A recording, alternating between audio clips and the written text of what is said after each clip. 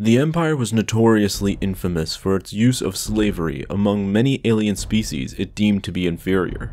Although dozens of planets and their native species were forced into slavery, the Wookiees who were enslaved likely received the harshest treatment of them all. For one, the Wookiees were one of the very first to get enslaved by the Empire.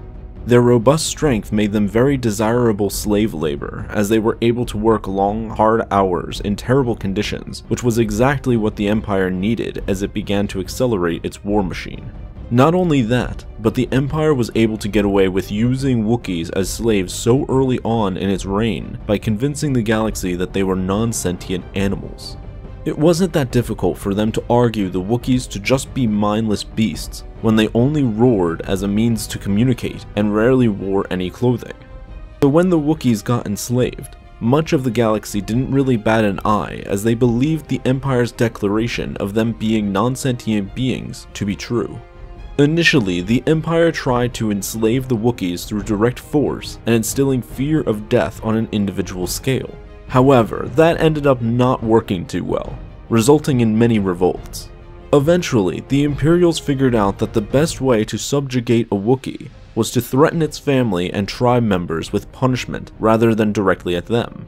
Once that was established, nearly every Wookiee on Kashyyyk ended up being enslaved, including even the children. Many of them were forced to cut down their sacred trees, which were transported off-world for Imperial construction projects. The land that appeared after the trees were cut down was then used for farming to feed Imperial soldiers, though much of what the Empire grew on Kashyyyk ended up destroying the land after a few uses, leaving large patches of dead land that couldn't be used for farming purposes ever again. Other Wookiee slaves were transported off-world for forced labor from spice mines to Imperial weapon projects. Many died from being worked to death or from starvation. Others were used in cruel biological experiments. To ensure that the Empire never ran out of slaves, the Wookiees were forced to breed with each other. Over time, the Empire implemented inhibitor chips within all the Wookiees on Kashyyyk to guarantee complete and utter domination over them. The inhibitor chips were made of similar design of those used on the clones from the Clone Wars.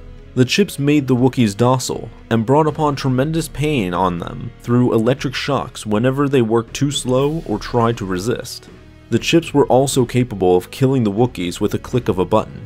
Following the Battle of Endor, the crumbling Empire thought about killing some of the Wookiees off so their meat could be used for food or to have it be mixed with other meat to feed the dwindling Imperial armies. Though this idea of slaughtering the Wookiees for their meat never happened, as Kashyyyk was shortly liberated afterwards by Han Solo and a small group of rebels who sparked a planet-wide rebellion after they successfully shut down the inhibitor chips installed in the slaves.